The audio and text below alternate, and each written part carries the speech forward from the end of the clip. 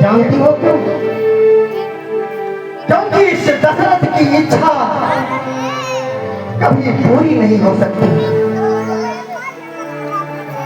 डर नहीं संतान, इच्छा नहीं धन धाम की, भोगने वाला नहीं तो ये संपदा किस काम की? नहीं नहीं ना, आंखें हैं मौजूद पर आंख का तारा नहीं, दिल हुआ बेचैन जब जीने का कोई सहारा नहीं।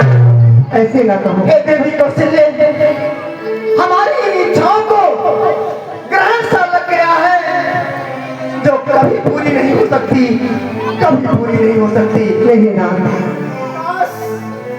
काश ये पत्थर की देव मूर्तियां कुछ बोल पाती, इसे मैं पूछता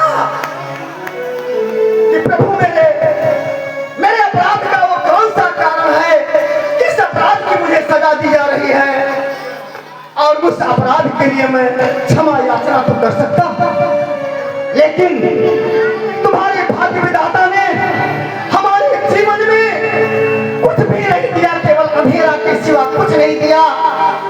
आपके भाग्य विधाता ने हमें उस अंधेरे में लाकर के पटक दिया है जहां हम भटक भटक कर मर जाए, भटक भटक कर मर जाए। तो नाथ, धीर धारण करो नाथ, प्रभु की लीला कोई नहीं जानता है। धैर्य धारण की बात करती हो?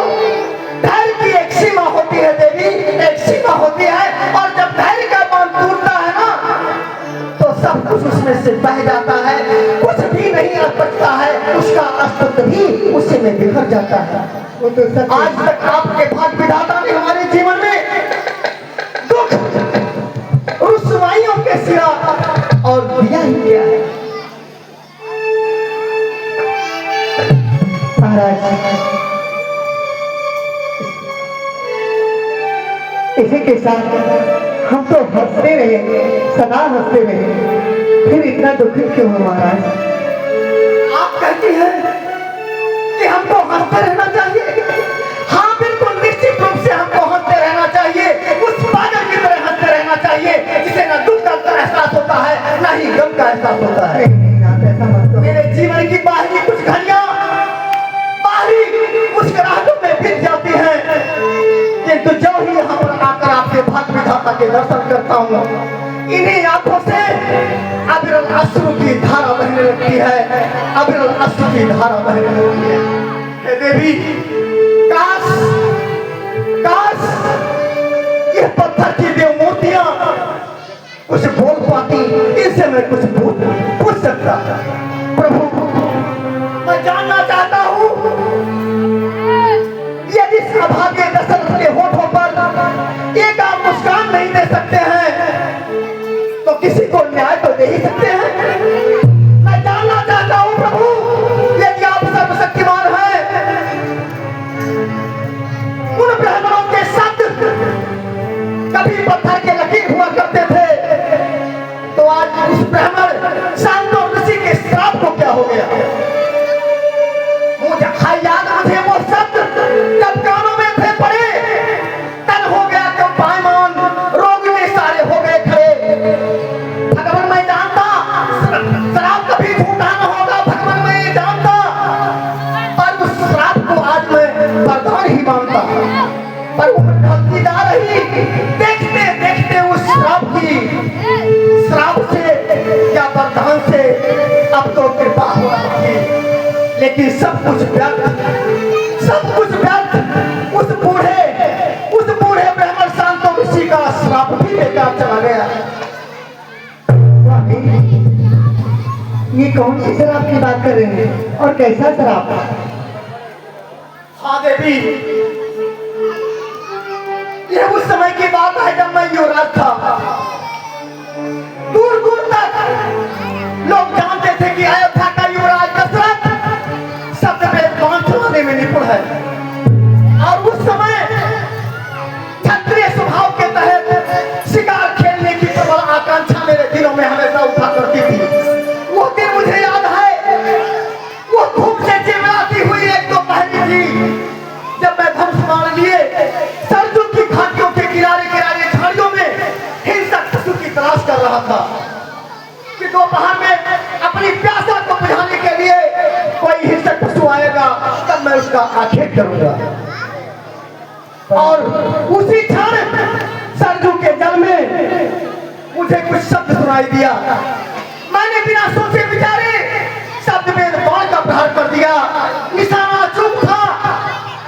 देखते ही देखते एक कमला के अंदर ध्वनि इस कान के पर्दों को फेंकती हुई जब अंतःकरण में पहुंची तो मुझे अपनी गलती का एहसास हुआ, क्योंकि वो कोई और नहीं, वो एक मानव की ध्वनि थी, मानव की ध्वनि थी। और जब मैं उस मानव के पास में पहुंचा तो वो कोई और नहीं, मेरे ही राज्य का महर्षि शांतनु का पुत्र श्रमण था, जो अपने अंधे माता पिता को तीर्थाटन करा करके सरजू के जल से अपने माता पिता का प्यास बुझाना चाहता। फिर क्या हुआ ना? श्रमण ने मुझसे निवेदन किया कि मेरे माता पिता प्यासे हैं, किसी प्रकार से उन्हें जल पिला दीजिए। और इतना कहकर श्रमण का शरीर एक शून्य दिशा की तरफ लुढ़क गया, अर्थात श्रमण के प्राण पखेरु उस अनंत पथ के राही हो गए जहां से लौट करके कोई भी व्यक्ति वापस नहीं आता।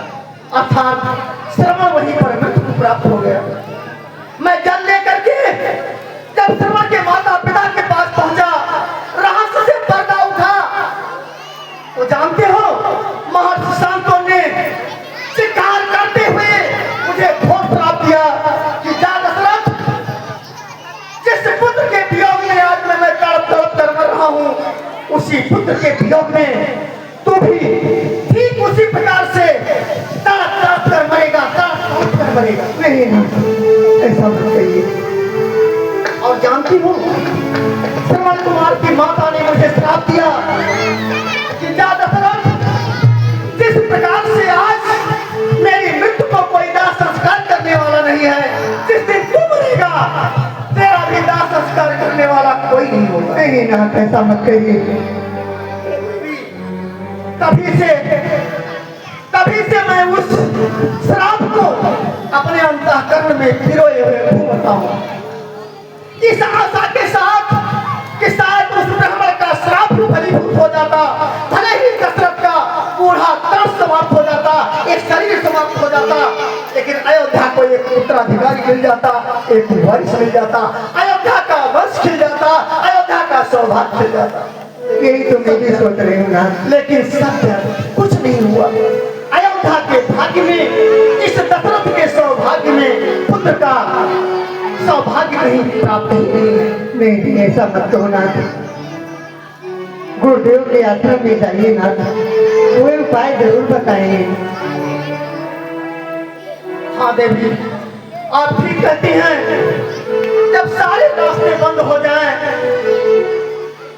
तो उस समय गुरु का शरण लेना चाहिए। आप सही कह रही हैं। मैं इसी क्षण गुरुदेव भगवान के आश्रम में जाता हूँ, उन्हीं के चरणों में बैठकर अपनी इस दुख भरी कहानी को बताऊंगा। शायद वही अयोध्या के सूर्य बन करके इस सूर्य वंश में किसी एक किरण की रोशनी पैदा कर दें। लेकिन इसके पहले आप आर्य सुमंत को बुला करके गुरुदेव भगवान के आश्रम में जरूर से भेज देना। हो सकता है कि उनके योग भी कोई काम आ जाएगा। ठीक है, गुरुदेव भगवान के आश्रम में जा रहा हूँ और आप आर्य सुमंत को गुरुदेव आश्रम में जरूर से भेज देना। देखिए ज्ञानाथ, मैं भेज दूंगी।